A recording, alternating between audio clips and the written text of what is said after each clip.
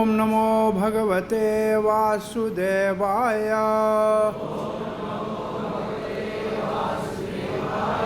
ओम नमो भगवते वासुदेवाय।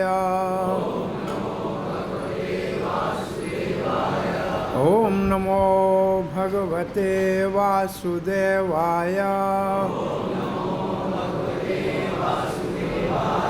नारायणं नमस्कृत्यं नरं चैव नरोत्तमं देवीं सरस्वतीं व्यासं ततो जयमुदीरये। नष्टप्रायेषु भद्रेषु नित्यं भागवत सेवया भगवती उत्तमश्लोकिर्भक्तिर्भवती नैष्टिकी। कृष्णाय वासुदेवाय देवकी नंदनाय च नंदगोपकुमाराय गोविंदाय नमो नमः। जय श्री कृष्ण चैतन्य प्रभु नित्यानंद श्री अद्वैत गदाधर शिवासादि गौर भक्तवृंद। हरे कृष्णा कृष्णा कृष्णा हरे हरे, हरे राम राम राम हरे हरे।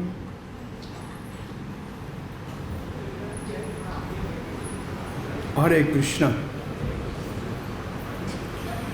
श्री कृष्ण बलराम मंदिर इस्कॉन वृंदावन में आप सबका प्रातः श्रीमद् भागवत के सत्संग में हार्दिक स्वागत है। हम श्रीमद् भागवत के 7वें स्कंद के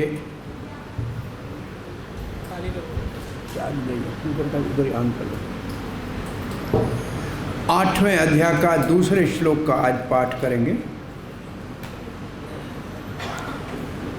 तो क्या हम सुनने जा रहे हैं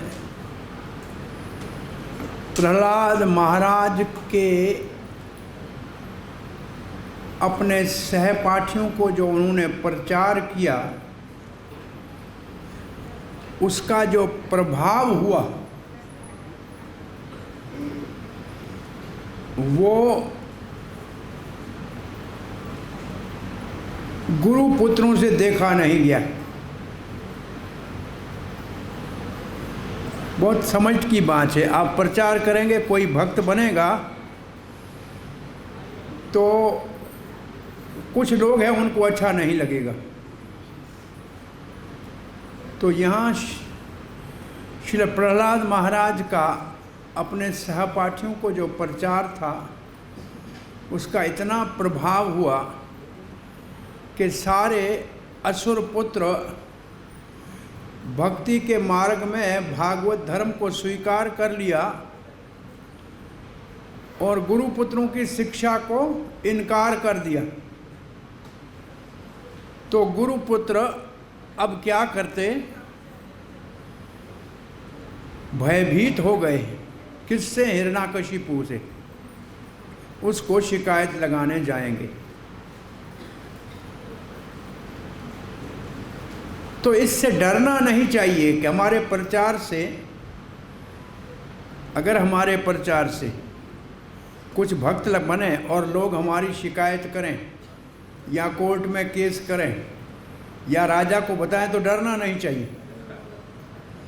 क्योंकि अब भगवान के प्रकट होने का समय आ गया है। समझना चाहिए कि जब अच्छे काम में कोई रुकावट डालता है इसका अर्थ है कि अब भगवान के प्रकट होने का समय आ गया है। तो ये संड और अमर की शिकायत कृष्ण के नरसिंह देव के प्रकट्य का कारण बनेगी। ये नरसिंह देव के प्रकट्य का कारण बनेगी। सो आइए दूसरे श्लोक का पाठ करते हैं। अथ आचार्य सुतस्तेषां बुद्धिम एकांत संस्थिता आलक्ष्य भीतस्त्वरितो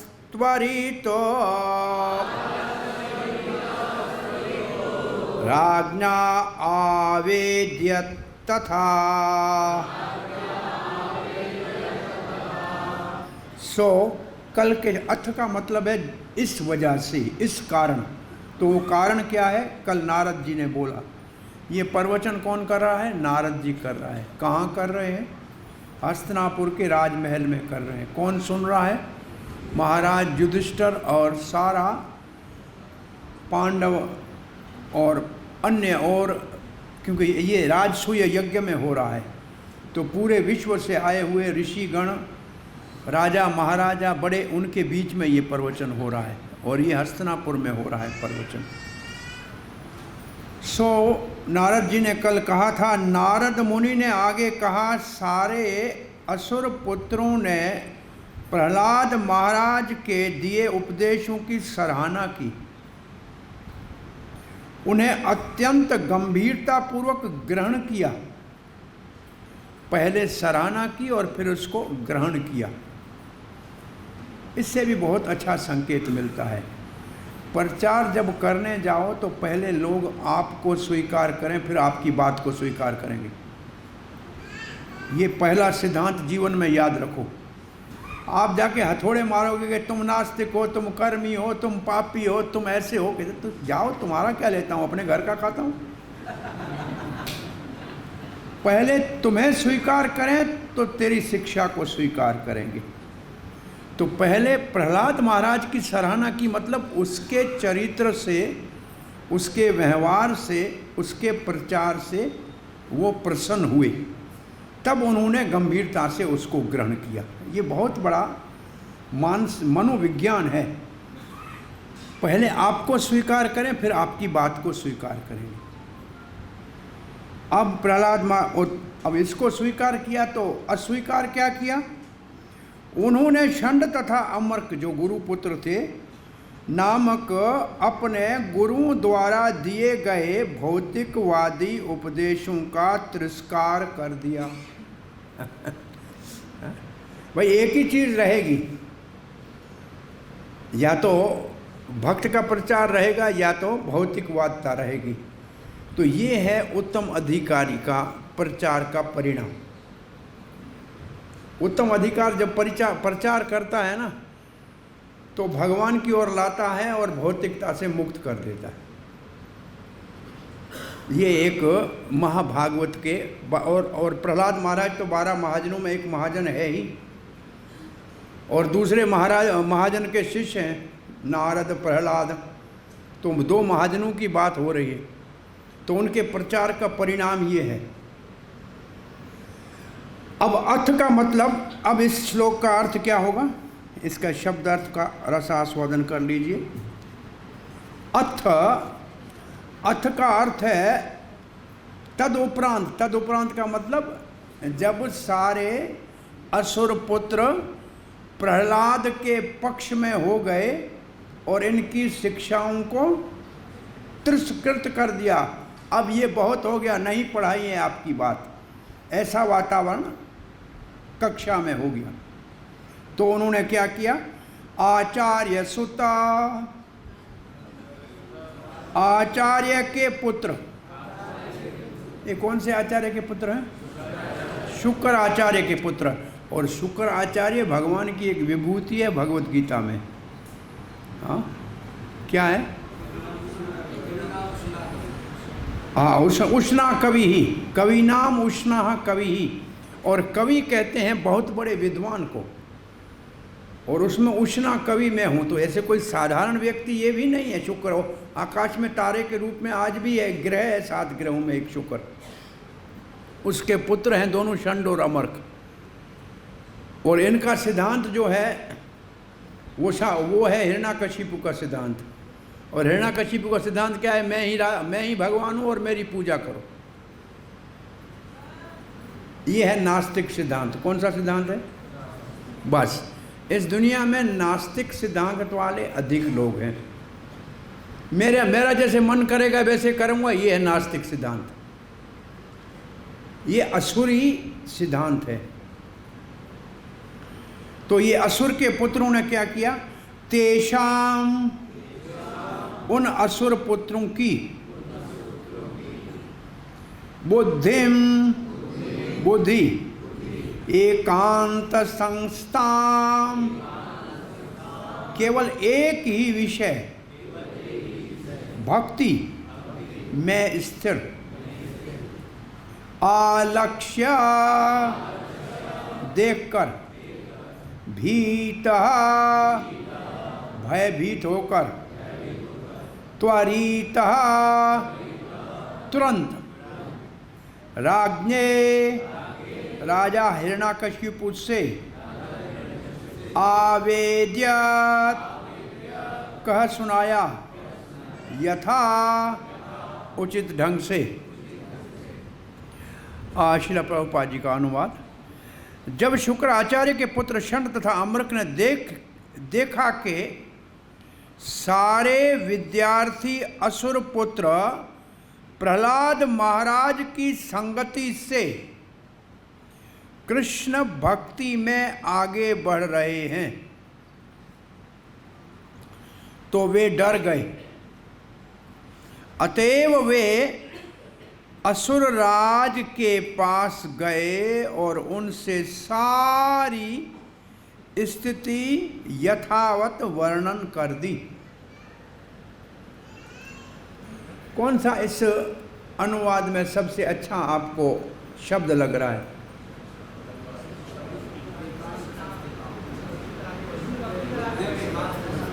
भक्त का संग, प्रहलाद के संग से। तो इसमें हमें क्या सीखना चाहिए? आज जीवन में भक्त का संग सबसे महत्वपूर्ण है। भक्ति का जन्म भक्त के संग से होता है, और इसी को भी कक्षा कहा है प्रभुपाद जी ने। ये जो हम भागवत की कक्षा है, ये एक भक्त संग है, और भक्त संग का एक ही अर्थ है भगवान की कथा की चर्चा। भक्त संग की परिभाषा क्या है? कोई पूछे तो इसका उत्तर क्या है? भक्त संग का अर्थ है हरि कथा, और कोई भक्त संग का अर्थ नहीं है। तो प्रहलाद महाराज के संग के कारण, संगति से कृष्ण भक्ति में आगे बढ़ गए। इसमें भी एक बहुत रहस्य की बात है। कृष्ण भक्ति में आगे बढ़ गए, ऐसे तो नहीं कहा कि कृष्ण भक्ति पैदा हुई, ऐसे तो नहीं कहा ना। इसका क्या अर्थ है? सबके हृदय में कृष्ण भक्ति पहले ही पड़ी है, उसको अच्छे संग से, श्रवण कीर्तन से जगानी है। ये बहुत बड़ा सिद्धांत है। आप ये नहीं कहिए कि मैंने प्रचार किया इसलिए ये भक्त बन गए। भक्ति तो पहले से उसके हृदय में भगवान ने डाल के रखी है, आपने केवल उसको जगाने का काम किया। इसलिए सारा श्रेय भगवान को देना चाहिए और स्वयं को नहीं लेना चाहिए। ये सबसे बड़ी बात, मैंने ये कर दिया ये नहीं कहना चाहिए, क्योंकि भक्ति तो पहले भगवान ने भर के भेजी है, आपने केवल उसको जगाया है। तो जगाने वाले को भगवान कहेगा कि अच्छा कार्य किया है, मुझे बहुत प्रिय है। कब? जब हम कहेंगे ये भगवान की भक्ति, भगवान के लिए हमने केवल जगाई है। ये भी बहुत बड़ा सिद्धांत है। ये हमारे को निम्रता बनाने के लिए बहुत बड़ा सिद्धांत है।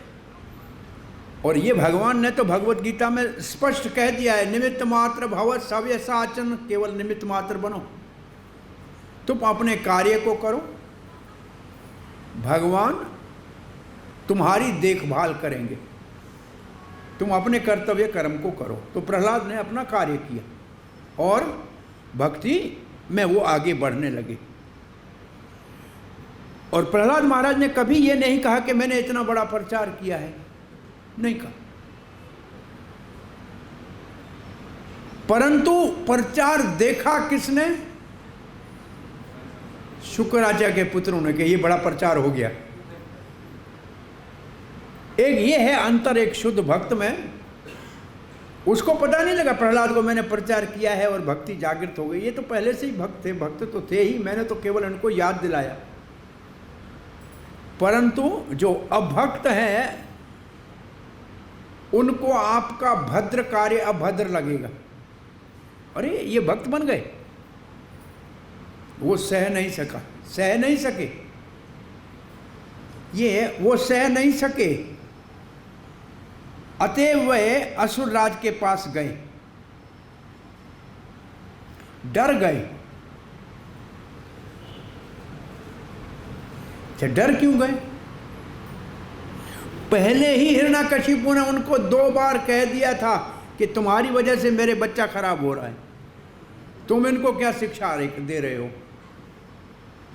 तो वो पहले से ही हिरण्यकशिपु से डरे हुए थे, और जब उन्होंने सब काम बिगड़ता देखा, हिरण्यकशिपु के शिक्षाओं के विपरीत देखा, तो डर गए। जो डर गया वो मर गया। इसका मतलब हमारे प्रचार से कोई डर गया तो वो मर गया, आप चिंता मत करो। ऐसा मत समझो कि जो डर गया, अब जो डर गया वो आपका क्या बिगाड़ेगा। तो भक्त को कभी भयभीत नहीं होना चाहिए। दुनिया में लोग बहुत से हमारे प्रचार से डर जाएंगे, और यही हमारे प्रचार की सार्थकता है। प्रभुपाद जी कहते हैं अगर लोग डरे नहीं तो आपने प्रचार क्या किया। अगर आपके विपरीत लोग जागे नहीं तो आपके प्रचार का कोई प्रमाण नहीं है। लोगों को जरूर परेशान होना चाहिए। किसको? असुरों को। इसका मतलब प्रहलाद ने अपने प्रचार से असुर बालकों को तो भक्त बना गया, और जो बड़े बड़े पूजन आचार्य के पुत्र थे उनको दिखा दिया कि ये भक्त नहीं है। उनको सबके सामने प्रकट कर दिया कि ये भक्ति के विरोधी हैं, विरोधी पक्ष में है। तो ये एक बड़ा अच्छा सिद्धांत। कौन से 2 सिद्धांत हमने सीखे? भगवान के भक्तों से भक्ति उत्पन्न होगी। दूसरा, भक्ति पहले से सबके हृदय में है, हमको केवल उसको थोड़ी सी हवा देनी है। चिंगारी पहले से है, हमको केवल हवा देनी है। भगवान ने सबके हृदय में अपनी प्रेम भक्ति को भर के भेजा है, इसलिए हमको थोड़ा प्रयास ही करना है तो सब कुछ ठीक हो जाएगा। अच्छा, आगे हमारी भक्ति, हमारे प्रचार से लोग जरूर भयभीत होने चाहिए। कौन? जो असुरी प्रवृत्ति है वो प्रकट होना चाहिए। वो प्रकट होंगे तो संसार में समझ में आएगा कि हमारा प्रचार कार्य कर रहा है। अब श्रील प्रभुपाद जी के अनुवाद का तात्पर्य का, प्रभुपाद ने तात्पर्य एक शब्द पे लिखा है। आपके विचार में कौन सा शब्द इस श्लोक में ऐसा महत्वपूर्ण है जिसके ऊपर प्रभुपाद जी ने तात्पर्य लिखा है? श्लोक का शब्द जो सबसे महत्वपूर्ण है वो है एकांत बुद्धिम एकांत संस्थिताम। ये शब्द जब आप बुद्धिम एकांत संस्थाम पढ़ते हो तो कोई चीज़ आपके मन में ऐसे आती है, कहीं पढ़ा हो आपने, संकेत में देता हूँ भगवत गीता में, व्यवसाय आत्मिका बुद्धि एके कुरु नंदना, ये इसका अर्थ है। उनकी बुद्धि एकाग्र हो गई, एक जगह लग गई। इसका अर्थ है हमारे प्रचार का उद्देश्य होना चाहिए बुद्धि को भगवान की भक्ति में लगाएं। बुद्धि का काम क्या है? बुद्धि को भगवान के काम में लगाएं। बुद्धि कोई बकरी थोड़ी है पकड़ के ऐसे भगवान के मंदिर में लाएंगे। तो बुद्धि का काम क्या है वो समझना चाहिए। बुद्धि का काम क्या है? निर्णय करना, विवेक। क्या काम है बुद्धि का? विवेक, निर्णय करना। क्या सही है क्या गलत है। तो हमारे प्रचार से लोगों की बुद्धि में विवेक को जगाना है कि सही क्या है गलत क्या है, उसको समझ लो। और सही जो है वो एक है, भगवान, और सही है एक भगवान की भक्ति। और बुद्धि को लगाओ उसमें, तो गलत क्या है? बाकी सब गलत है। दूसरा तो एक नहीं है। एक कौन है? एक सिर्फ भगवान है और कोई एक नहीं है। एक भगवान है, उसमें बुद्धि लगे।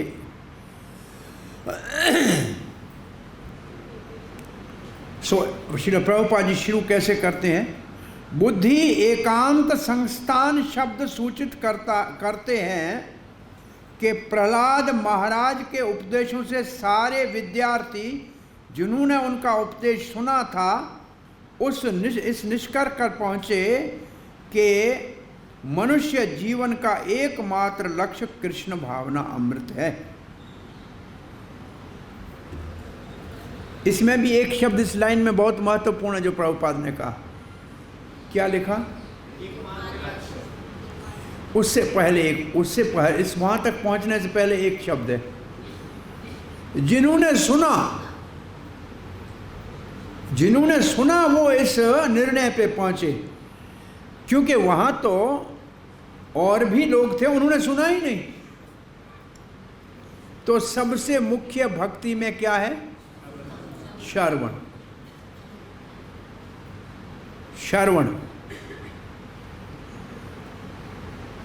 और इस श्रवण का श्रील प्रभुपाद ने 7वें अध्याय के पहले श्लोक में श्रवण की विधि और उसका फल बताया है।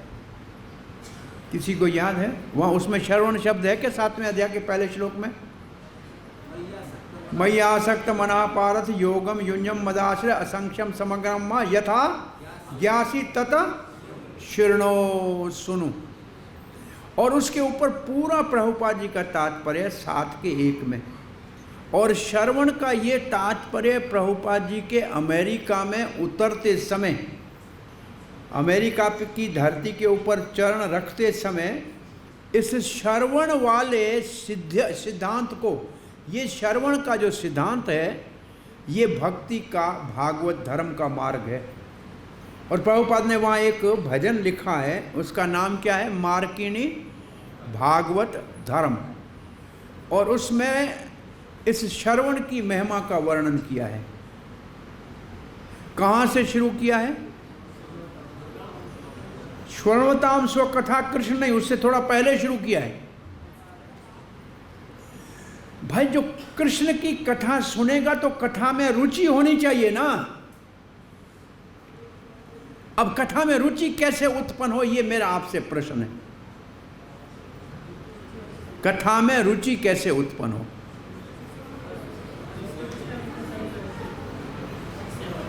ये सब बहुत महत्वपूर्ण सबसे ये कथा में रुचि। वासुदेव कथा रति कैसे हो? सा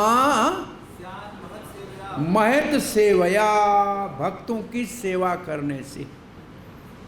ये फिर आ गया भक्तों का संग करेंगे, भक्तों की सेवा करेंगे तो कथा में रुचि होगी। ये कहीं और देखने जाने की जरूरत नहीं है कि कथा में रुचि आपको कहाँ है कहाँ नहीं है।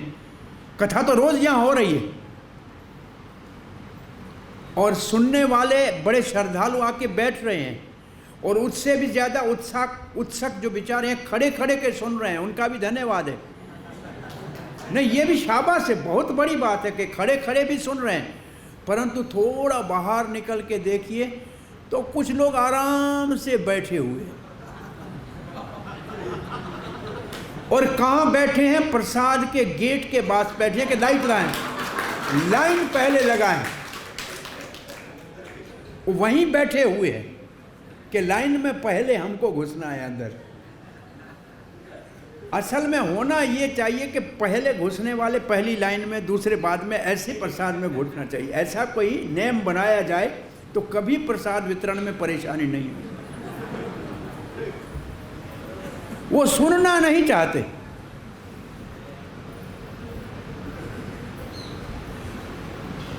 अब देखो वहीं बैठे हुए हैं, दूर भी नहीं है और बैठे भी हैं, कान में कुछ नहीं जाने देंगे। हाँ, बाहर में साउंड लगाएंगे तो कानों में वो लगाएंगे। भाई सुनना हो तो इच्छा तो करनी चाहिए ना। तो सुनने के लिए रुचि कैसे होगी? महत सेवया, महात्माओं की सेवा से, महात्माओं की सेवा से। और महात्माओं की सेवा है, कोई क्या पूछे तो क्या है? ये भी बड़ा आश्चर्य है। संत की सेवा हर नाम ध्याइए, महात्मा की सेवा है हरे कृष्ण जपना। और प्रभुपाद ने भागवत में लिखा है, जब जो हरे कृष्ण महामंत्र को सावधानी से जपता है उसको भागवत और गीता और चैतन्य चरितमृत आदि पढ़ने में रुचि होती। ये प्रभुपाद जी का तात्पर्य है भागवत में एक जगह पे, याद कर लीजिए। अगर आपको कथा में रुचि नहीं है इसका मतलब आपका जप अभी तक सही नहीं है। एक ये प्रमाण मिला कि नहीं? जप सही है, सही ठीक तरह से है तो हृदय शुद्ध होगा तो कथा में रुचि होगी, क्योंकि जप वो सही करेगा जो साधु की सेवा करेगा। से भाई गुरु ने तो आदेश दिया है, महान साधु तो गुरु है, उसने हमको एक बात कहा है कि जप करो, और वो ही नहीं करेंगे तो फिर भागवत में रुचि नहीं होगी। ये तो सिद्धांत हो गया एक। तो सुनने के लिए रुचि उत्पन्न होनी चाहिए, और फिर सुनने से देखो हमारे सारे साधन भक्ति का उद्देश्य क्या है। हम जो ये भागवत सुन रहे हैं, श्रवण कर रहे हैं, ये साधन भक्ति का अंग है। श्रवण किसका अंग है? साधन भक्ति का अंग है। आगे वाली भक्ति में भी आवश्यक है, परंतु श्रवण भक्ति का हमारा लक्ष्य क्या है? क्यों कर रहे हैं श्रवण भक्ति? भाव भक्ति को जगाने के लिए। क्यों कर रहे हैं? वो हमारे अंदर पड़ी है तैयार, उसको जगाना है, ये साधन का उद्देश्य है। और वो भाव भक्ति जगने के लिए अनर्थ निवृत्ति से ऊपर उठना अति आवश्यक है। और अनर्थ निवृत्ति से उठने का और कोई साधन हमको समझ में नहीं आता है। एक ही सर्वश्रेष्ठ साधन है जो आपको बिना प्रयास के अनर्थ निवृत्ति से ऊपर लेके निष्ठा तक ले जाएगा। तब ये रोज श्लोक पढ़ते हैं, क्या है?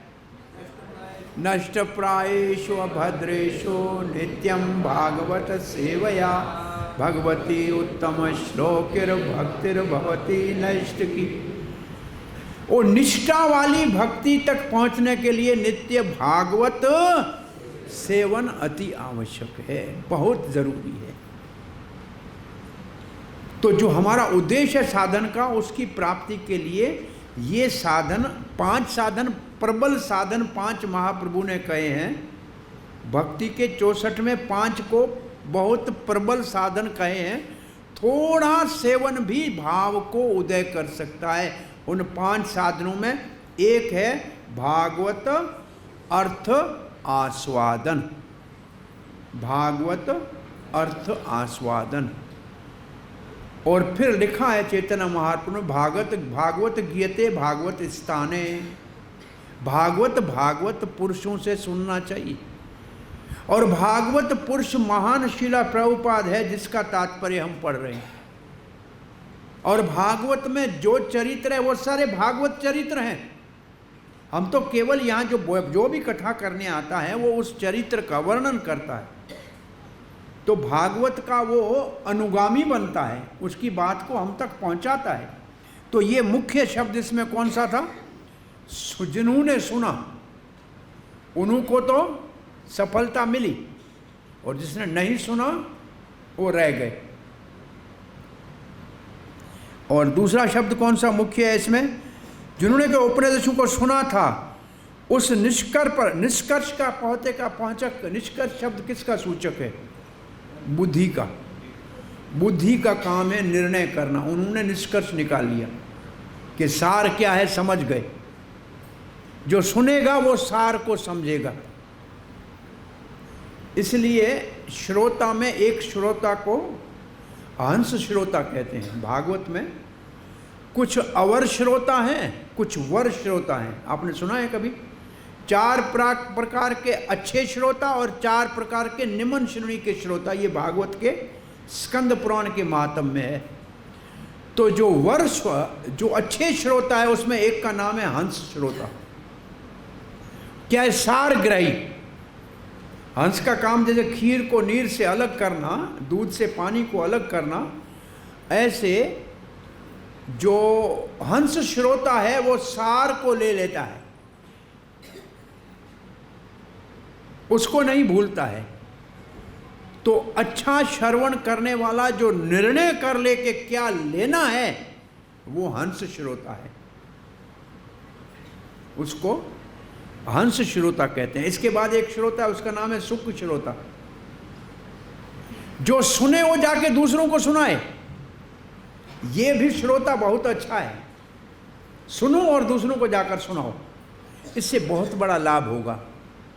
दो लाभ होंगे बहुत बड़े।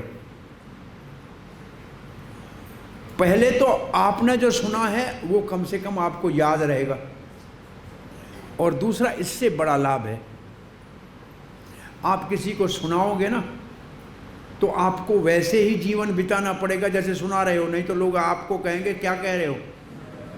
इसका मतलब आपको अगर जीवन में उदाहरण बनना है तो प्रचार करो, तो प्रचारक को उदाहरण बनना ही पड़ेगा, नहीं तो प्रचार किसी काम का नहीं। तो सुनाना चाहिए।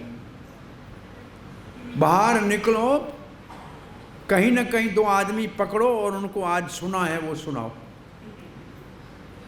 प्रचार भी हो गया, आपने जो सुना था वो आपको याद भी हो गया, और आपको वैसा जैसे बोल रहे हो ऐसा बनने के लिए प्रेरणा मिलेगी। बहुत ज़रूरी है ये सुनाना बाहर जाकर।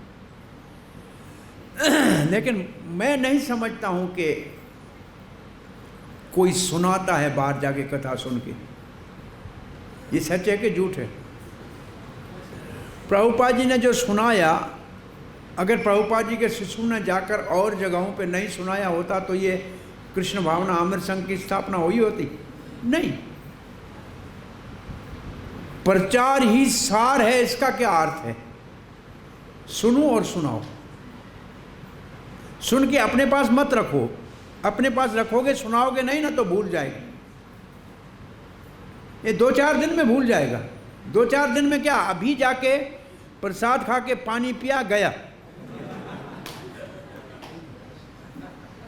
प्रचार ही सार है। तो एक तो सुनना मुख्य है, दूसरा है सुनने से निर्णय करना। निर्णय क्या किया उन्होंने? मानव जीवन में कृष्ण भावना एकमात्र क्या है? एकमात्र लक्ष्य है। जो ठीक तरह से सुनेगा और सही व्यक्ति से सुनेगा तो इस निर्णय पे पहुंचना चाहिए कि कृष्ण मात्र एकमात्र, कृष्ण भावना एकमात्र साधन है।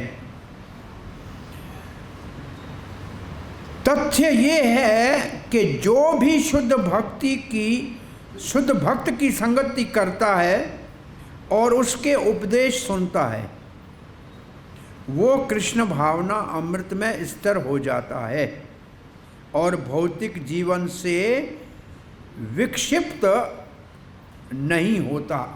देखो 4 लाभ लिखे हुए हैं। क्या लिखा है? पहले तथ्य ये है। तथ्य ये का मतलब सिद्धांत ये है,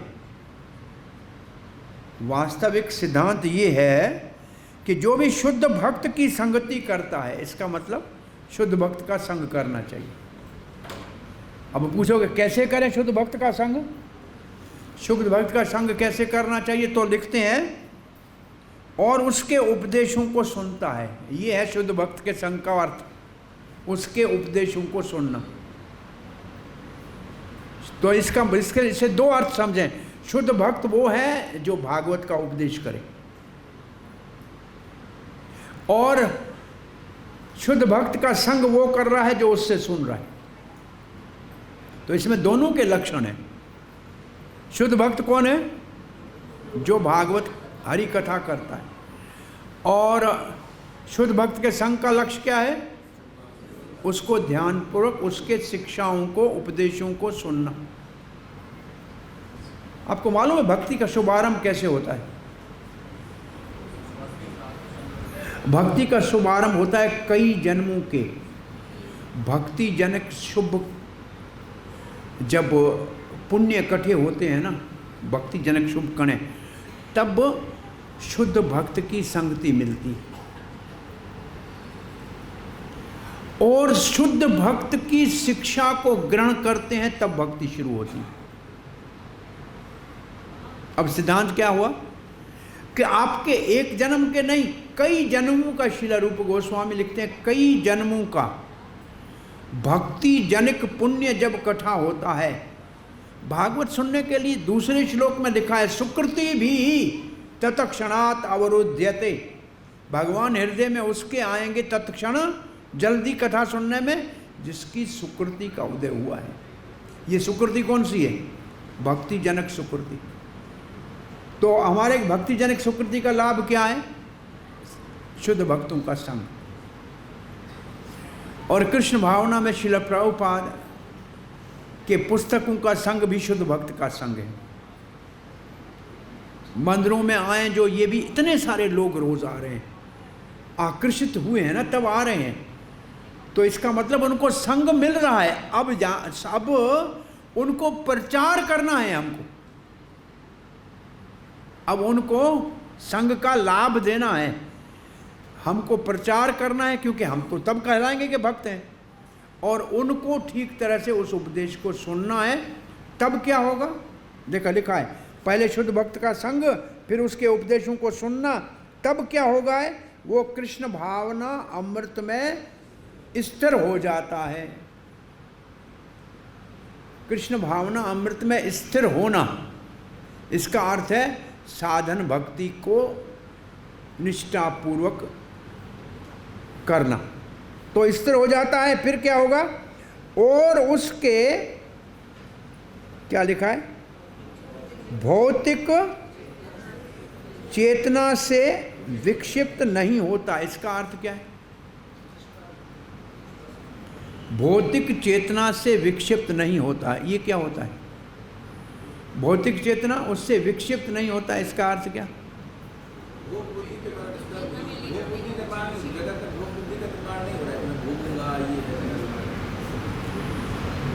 प्रभु जी कहते हैं भोग बुद्धि से मुक्त हो जाता है, भौतिक चेतना से विक्षिप्त नहीं होता। तो भौतिक चेतना क्या है? भौतिक चेतना, तो ये प्रभुपाद दो चेतना, कृष्ण चेतना और भौतिक चेतना, दो चेतना है।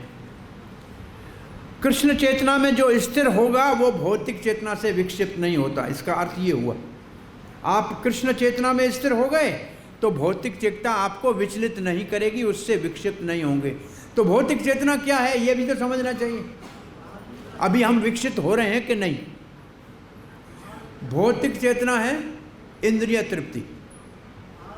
प्रभुपाद जी एक शब्द लिखते हैं सदा भौतिक चेतना के लिए, भौतिक प्रकृति के ऊपर स्वामिता जन बताने का, lording it over material nature. एक ये है भौतिक चेतना, भौतिक प्रकृति का स्वामी बनने का सपना।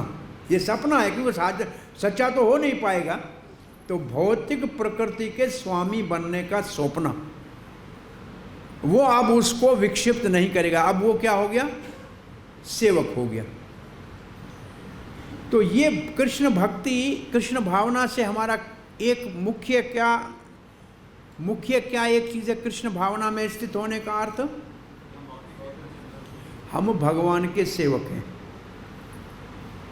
हम भगवान के सेवक हैं। ये हुई कृष्ण भावना में स्थिरता। तो इससे पहला लाभ क्या हुआ? भौतिक भोग से विरक्ति। ये बहुत अच्छा है, लेकिन इससे पहले कुछ और होना चाहिए। भौतिक भोग से विरक्ति तो हो गई, परंतु कृष्ण भगवान है और हम सेवक हैं, इससे आएगी निम्रता। क्या आएगा? निम्रता। निम्रता नहीं आई और केवल मैं भक्त हूं ये आ गया तो भी काम नहीं बनेगा। इसलिए चैतन्य महाप्रभु ने सिद्धांत में क्या समझाया है? पहले क्या है? तृणादपि सुनीचे न तरोरपि सहिष्णुना, ये है निम्रता। इसके बाद वाला श्लोक क्या है? न धनम न जनम न, वो क्या है? भौतिक चेतना से विक्षिप्त नहीं होना। तो पहला क्या आना चाहिए? निम्रता। पहली आनी चाहिए निम्रता, और निम्रता आती है जब हम समझते हैं कि हम कृष्ण के सेवक हैं। और ये हम तब समझेंगे जब प्रचार करने वाला अपने आप को सेवक समझेगा। प्रभुपाद जी से जब पत्रकार ने पूछा कि इतना बड़ा इस वक्त विश्व विख्यात जॉर्ज हैरिसन क्या आपका शिष्य है, तो प्रभुपाद जी थोड़ी देर शांत रह के क्या उत्तर दिया, नहीं, मैं सबका सेवक हूं। प्रभुपाद जी ने क्या कहा, मैं सबका सेवक हूं। जो ऐसा शिक्षा देने वाला होगा वो हमारे अंदर निम्रता लाएगा।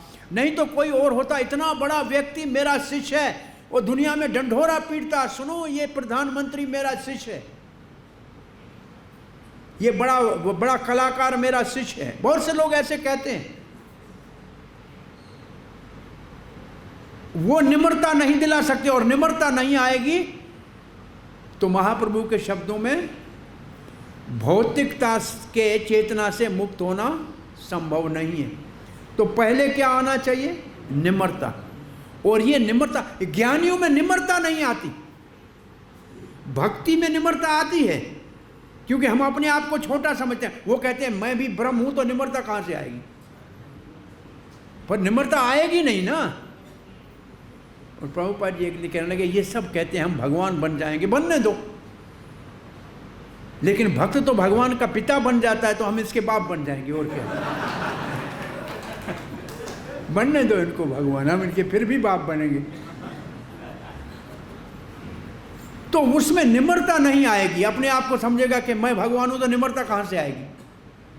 वो भौतिकता को तो छोड़ देगा, त्याग तो आ जाएगा, परंतु बिना निम्रता के भक्ति नहीं चलती। भक्ति के लिए निम्रता अति आवश्यक है, बहुत जरूरी है। तो ये सिद्धांत जो भक्ति का है, ये पहले हमारे अंदर निम्रता लाए और भौतिक चेतना से विक्षिप्त होने से बचाए। निम्रता आएगी तब बचेंगे, नहीं तो नहीं बचेंगे। अब अंतिम लाइन पढ़ रहे हैं।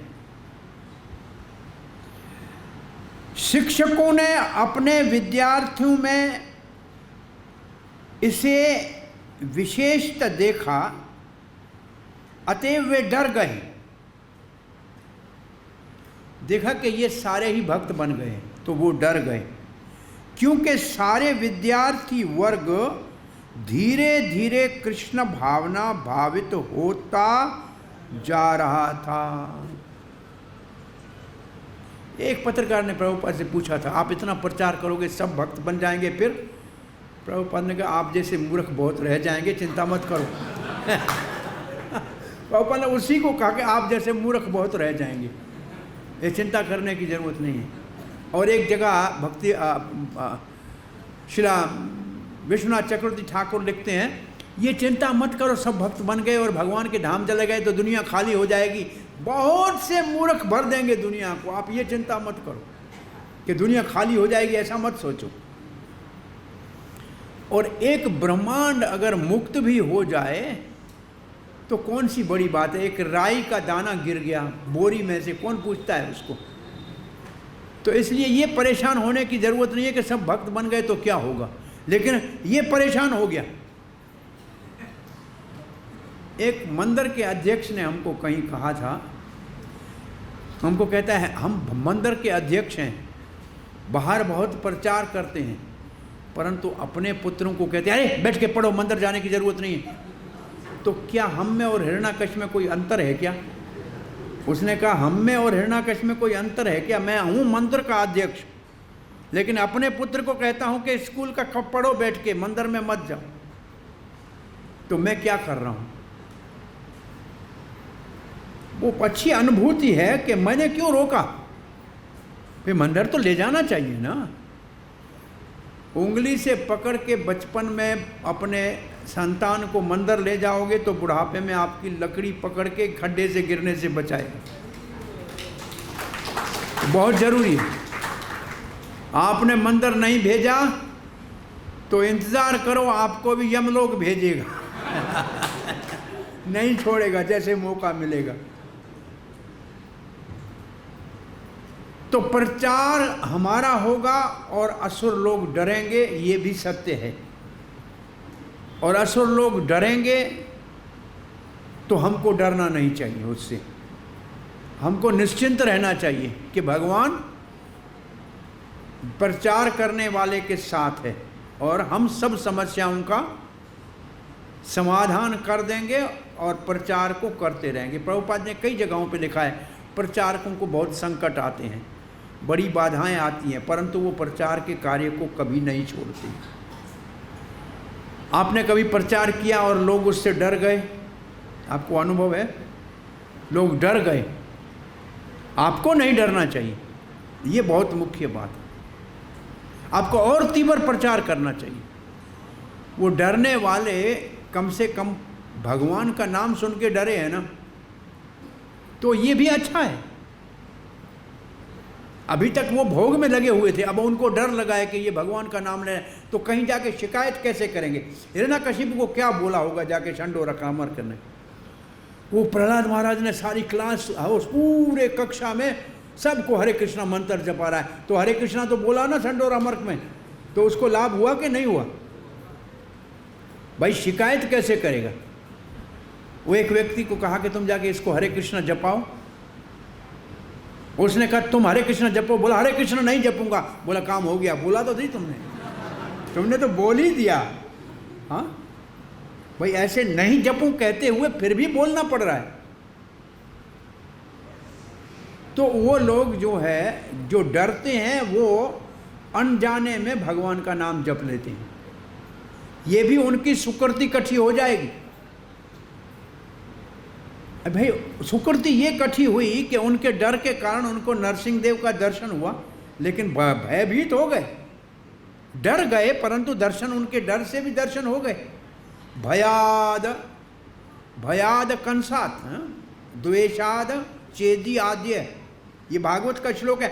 भय से भी भगवान को पा लेते हैं। तो ये प्रचार के दो फायदे हैं, जो मानेगा वो भी पाएगा, न मानेगा उसका भी भला होगा। ये तो डबल फायदा हो रहा है प्रहलाद के प्रचार से। भाई उनको भी हिरण्यकशिपु ने देख का दर्शन तो हो गया, किसी को मारा, जिसको मारा उसको तो तार दिया भगवान ने। तो ये भी प्रचार का फल ही है। तो यह हमारी कथा पूरी होती है। आपका कोई प्रश्न जिज्ञासा हो तो? हमने आज सुना श्रवण, भक्तों का संग, जीवन में निर्णय लेना, विवेक बुद्धि होना और एक भक्ति को जीवन का लक्ष्य बनाना, भौतिक चेतना से विक्षिप्त नहीं होना, इसके लिए निम्रता अति आवश्यक है। आप में कोई टिप्पणी या कोई एक प्रश्न है? हाँ प्रभु जी।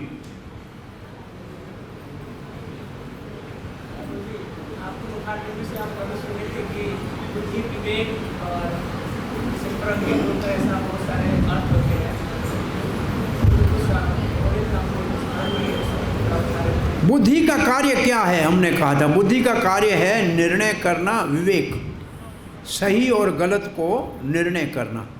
वो बुद्धि भी तीन प्रकार की है, सात्विक, राजसिक और तामसिक। तो जो कथा सुनेगा वो निर्णय करेगा कि भगवान की भक्ति ही हमारे जीवन का उद्देश्य है और भौतिकवाद से दूर हो जाएगा। ये बुद्धि का काम है। बुद्धि का काम है निर्णय करना, और निर्णय हम तब करेंगे सही जब हम अच्छे भक्तों का संग करेंगे तो सही निर्णय करेंगे, नहीं तो दुनिया के अंदर फंसे रहेंगे। श्री प्रभुपाद की जय, गौर भक्त वृंद की जय, श्री भागवत महापुराण की जय।